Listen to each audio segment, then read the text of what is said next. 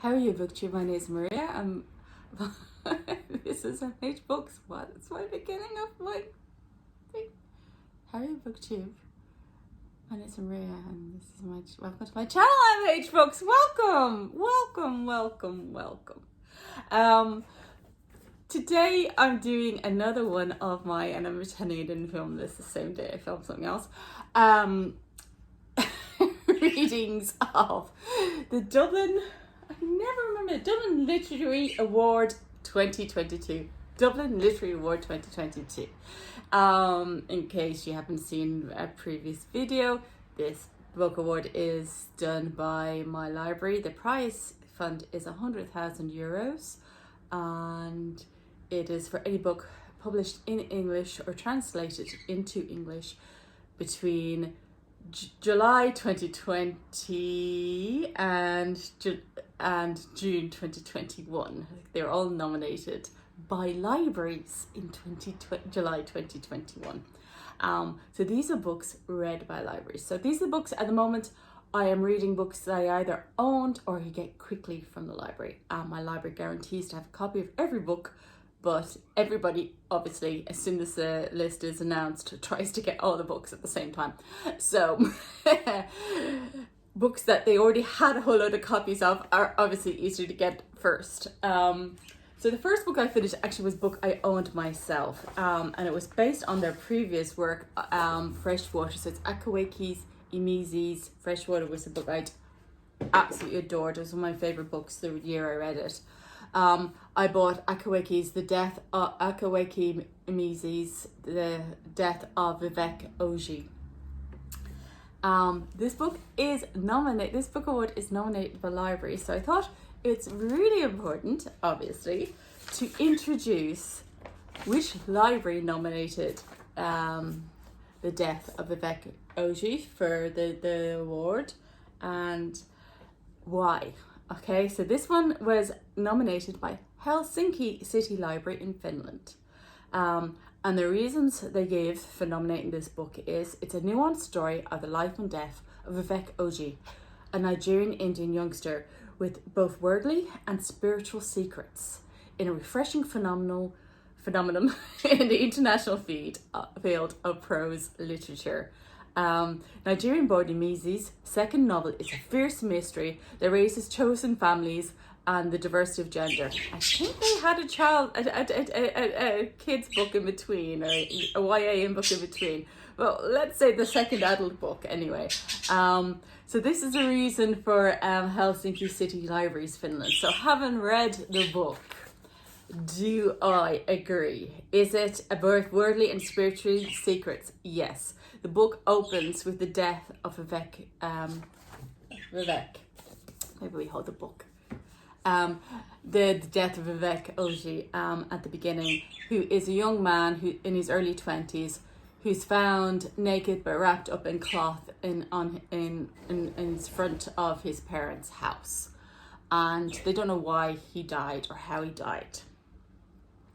Vivek's mom is Indian, and she's married to a Nigerian man in Nigeria, and she has a lot of friends called the Niger wives. These are foreign nationals all married to Nigerian men, and they're a wonderful character in themselves in the book, and they have obviously children of their own, and Vivek's mum does kind of intuit that the children are keeping something secret, or the children are all in their early 20s, but they're keeping something secret from her. So what else do we call it? It's a phenomenal, so yeah, spiritual and worldly and spiritual secrets, yes. The book is probably not too much of a spoiler to say about sexuality and gender identification, being a book by Akwaeke Emezi. That does tend to be their raison d'etre, I suppose, because people write about what they know. And it's about the division amongst the two generations, what is seen right and what is seen wrong, and the difficulties that arise by keeping these things secrets, and the difficulties the older generation has in understanding sometimes things that were kept from them, I suppose. It's hard to say without giving away too much of the book. It's quite short, obviously. Criticisms I've heard about it is mostly that it's sort of a murder mystery in its way, in that the it's told from multiple perspectives during multiple timelines. Vivek himself or themselves have their own voice, and they do comment in the book.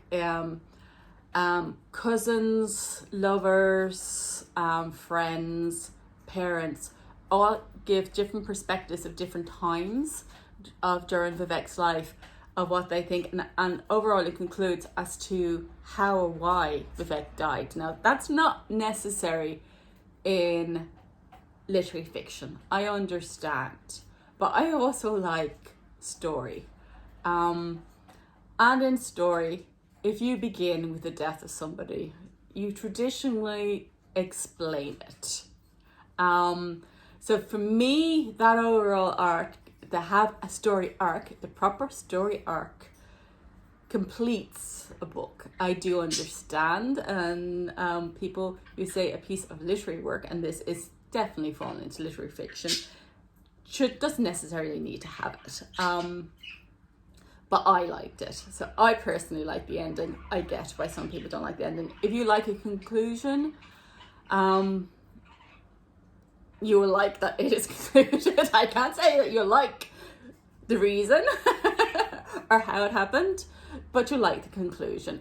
It's not, if you read an awful lot of narrative fiction as I do, it's not really much of a surprise. Other people thought it was a surprise. I haven't. It's like a kind of, it was one of the, there's like 3 or 4 possible endings to every one of these stories, and it was one of them. But it is strongly written. It is not as gut-wrenching or as lyrical as Fresh Water. It is more a traditional story. So you found this maybe a little too much. In fact, when I was reading this one, I had to stop halfway through because it got very emotional. This one is one that genuinely, like, I mean, like, you know, you can cry a little at books, but this is one that genuinely upset me halfway through. It's made me cry again. And this one is a little bit, even though it's talking about the tragic death of a young man, or young person, I should say. I could see my niece and nephews and getting across me for saying, being gender specific. It is also a story that finishes with quite a lot of hope. So I won't tell you, I've decided that we will judge the 3 books I've read together and see which one we think is nominated to go onto the Maria's shortlist for the Dublin Literary Awards. So the next one, As It Got Darker, the delivery of food came to the door. I'm getting a delivery from a new company I'm trying out, Drop Chef. They send you all the ingredients for recipes, and then they're supposed to be healthy, and then you try them out. So, well, obviously you try them out, cook them, or it'd be a bit silly getting them ordered. So that just came, and then I tried to do this, and it got dark within 15-20 minutes while I was doing that. It's 11 o'clock in the morning, by the way. That is a storm coming in. So this is probably our 3rd storm this weekend. So the second book that I'm in this contention battle, will it make Maria's shortlist for the 2020 Dublin Literary Awards, is Punching the Air by Zoboi and Yusef Salaam. Yusef Salaam is one of the exonerated 5, loosely based on a similar story to his. It is nominated by Carnegie Library of Pittsburgh in the United States, and this is why. Punching the Air could have been selected for its aesthetics alone. It is a beautiful work that combines art and poetry, but its appearance belies its profound and demanding content. Punching the Air is a creative novel that allows readers to immerse themselves in the experience of underrepresented youth fighting for his human dignity to be acknowledged and accepted. So, do I agree? Punch in the Air is a book written in the form of poetry. I read it in one sitting. I did take a little break halfway through. I didn't get up off the chair, so that counts as one sitting. I never know what counts as one sitting. I read it in, one night without reading any other books in between, or watching Netflix in between.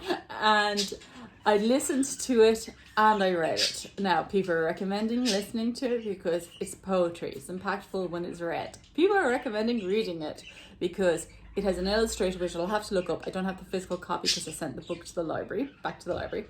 But it is physical. It has beautiful illustrations, and I think sometimes the illustrations themselves, especially when it has that shutdown and things, just the word shutdown, I found very impactful too. And sometimes the drawings are what he's doodling in the story. And also the poetry itself is poetry that's written in a pattern with breaks. Now with breaks, you can do it when you're speaking it. You can leave the break in time, but it's also when you see it written in like almost 2 columns, it's also an experience in itself. So for all of that, depends on what you like. I actually recommend doing both if you can, because I could borrow both the audiobook and the physical book in the library, from the library. So that's how I did it. It is the story of a young 16-year-old, and at the beginning, he is on trial. Obviously, he's going to be found guilty of putting a young boy in a coma. From the beginning, he's innocent of doing that, but you get the indication he's guilty of something else. His Umi and his grandmother have asked him to not get involved, and you can see that he genuinely doesn't want to get involved in problematic situations. So there's some of the guilt is arising from that, but there's some other guilt that's there in the background as well. And it's told all the way through his incarceration and the bleakest time that so he's incarcerated in a juvenile centre. And he's having to deal with other boys in similar painful circumstances, acting out as young boys will, and young girls do too, and actually adults, middle-aged adults will do it too in those circumstances. The stress of it makes it worse, and trying to sort of to keep his nose clean in this it's very bleak, and poetry describes things in a way sometimes that prose alone can't. And the imagery in the book, which I have to find the name of the illustrator, also does as well. And it's all hopeful in the end. That's the bit where he finds hope in art and writing, and he finds it in a realistic way. Sometimes these things can be glossed over. This is considered YA. It is not.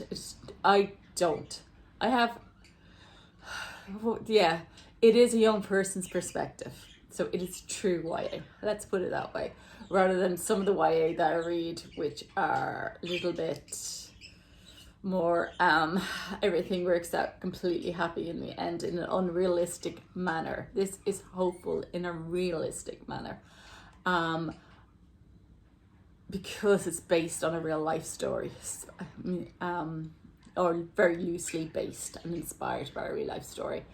So he finds hope through art, and it speaks about the different adults who are working there and how they too are struggling with their jobs and with dealing with these young men.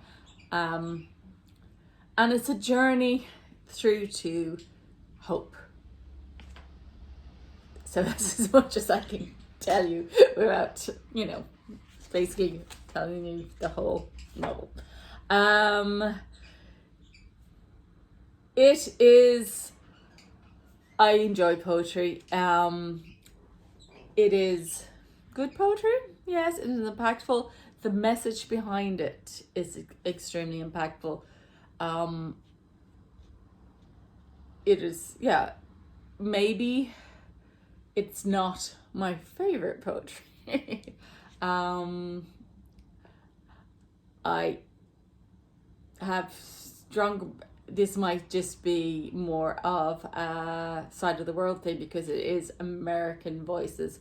I probably respond more to British voices, even though I'm Irish, not British, but they're just people I have met more. And I think with poetry, I usually read female poets, but when I'm reading male poets, they do tend to be from this side of the world. I find poetry, personally, maybe because I'm only a beginner, I like to be, or I respond to situations not even in a situation I understand, people I've met more, and understand more. Don't think I'm explaining it right at all. So maybe, I'm really struggling to find a criticism with this because that's the problem with this one. I find it anything because to say there's anything that at all, because everybody loves it. They love it for a reason. It is extremely impactful, and honestly, if you haven't read it, you really should soon. And the next one is Olive. Olive is nominated for a very intriguing reason. So it was nominated by it's by Emma Gannon, by big publisher. They don't need much. Thinks this is why it was easy for me to get lots of copies in the library. Just picked this one literally off the shelf, no waiting list at all for this one. So this one was nominated by the Bibliotheek Rotterdam in the Netherlands, or in Netherlands. Stop saying there. I've been told to stop saying there in front of countries. They don't have it there. And it's the most appreciated literary novel by the Rotterdam public. That is their reason. So they say contender. It is contemporary fiction. It is women's lit. Very much women's lit. It's it will affect men as well who are in the similar circumstances. So Emma's Olive is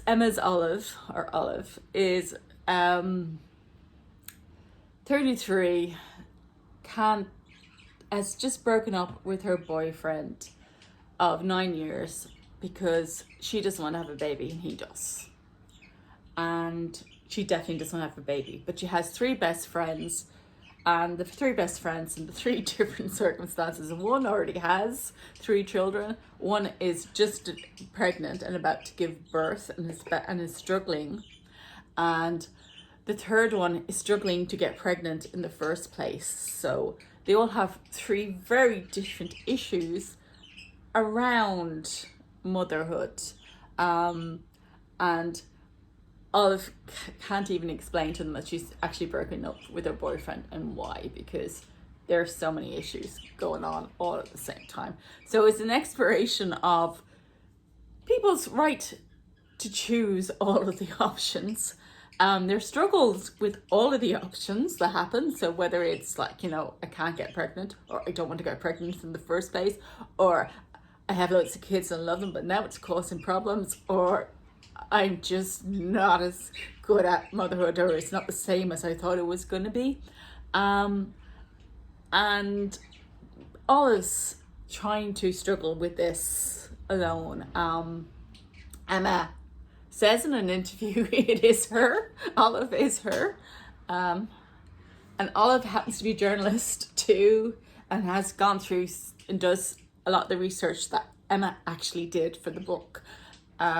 So she goes through and she has a look at the different alternatives. She goes through to one of the groups, I can't remember their name,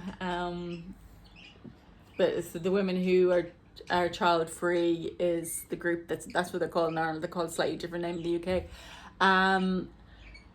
Child Free on Purpose or something like that. I can't remember what their exact name. And she tries to go into their meetings. She tries different things to embrace and work out how she feels and has she made the right decision. And meanwhile, her friends are struggling. So it's about all these different issues and everybody having a different life. But in the end, friendship is the most important, even if you're nasty to your friends from time to time. You know, you're sorry afterwards.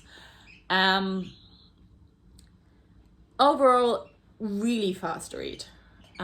Very easy to read. Easy to get into. It is women's lit. If it had been a slightly younger audience, it would have been, sorry. Cold, hopefully not COVID this time. And it is very fun. I do love the way that women's lit deal with all these emotions and all, and speak about these issues. These are important issues that people have to express, and you can do it in a book where people make the mistakes that, you know, and misunderstand each other and cause arguments and get drunk and say things they shouldn't say while they go through it. So, you know, make yourself feel a bit better for the awful, nasty things you've probably done yourself in the past. But it is women's lit, and it will have a happy ending. Now, that's good if you want an uplift. Okay, so you know, some of these books were a little bit this things, you know, and yet they actually all ended up with with uplift in the end. Every single one of them, actually, of the three, ended up with an uplift of an end. But to me, contemporary women's literature and chick lit, which this isn't because it's too old for that, and is sometimes just has that cliched ending, which I absolutely love watching in a movie. Just find it more difficult. And again, by the way, these criticisms I'm working on because I had to find a criticism for each book. So I had really struggled to find criticisms. Okay, so I really struggled to find these criticisms and really meant very mildly. But for me, that can sometimes be at the end of a book, okay, you know, I could have gotten that from an hour and a half of a movie. That's why I probably watch rom-coms. Don't read them, watch them. I don't know. I think that is me. So it's more me than the reader, than the book. But I can see why this is very popular in Rotterdam and around the world. That everybody struggles with this. It is, incidentally, as somebody who is childless, not by choice, because I have tried IVF and all the rest. Very important message too, as well as all these books have their own important messages, but it is an important message that people have the right, and it's not abnormal not to want children.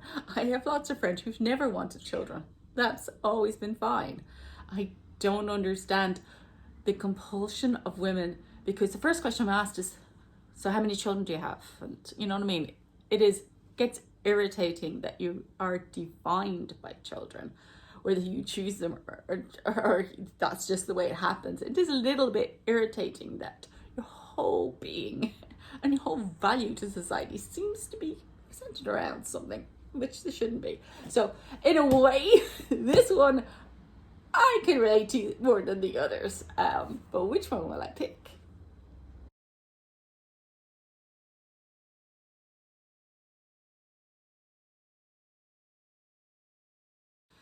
So it was a big struggle because they're all very different books. I only have 2 physical ones, so you have to imagine punching the air, or they don't have room now. To put it up. See, I don't have to edit in the future because I didn't have room.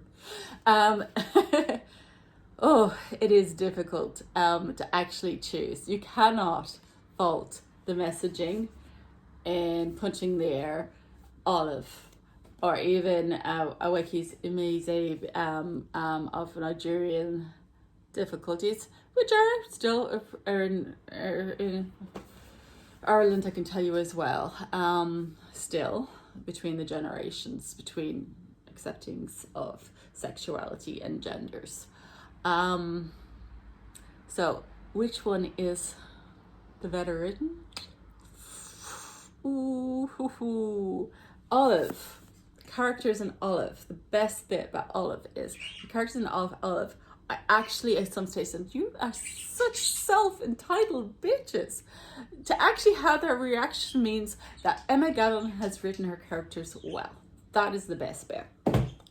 Akwaeke Emezi's prose is extraordinary. Her crafting of a story, their crafting of the story, they identify as they, is amazing as well. And I loved the different things. I love the Niger wives in this as well. And I love the voice of Vivek. I was absolutely enwrapped in the voice of Vivek. I think it's just edging a little bit out only because I like freshwater so much that and it's not fair to compare books against each other. It's like comparing children. But I'm going to give it to the YA this time. I'm going to give it to poetry. As I said, my criticisms were very mild. They were me trying. The impact of that on the page, and the illustrations, and just the characterization of this 16-year-old was very, very genuine, and you were there with the struggles, and you wanted to draw on the walls, and you were pissed off when they painted over the murals and when they had Disneyland characters, and you were there for every single moment of it. So for me, I'm going to pick a Punch in the Air today. Probably would have picked a different one because they're very, very close. So until next time, which one by the way, would you have picked? Or have you read any of them? And would you say, that was actually complete shite, Maria? What are you talking about? Any comments below? Bye now.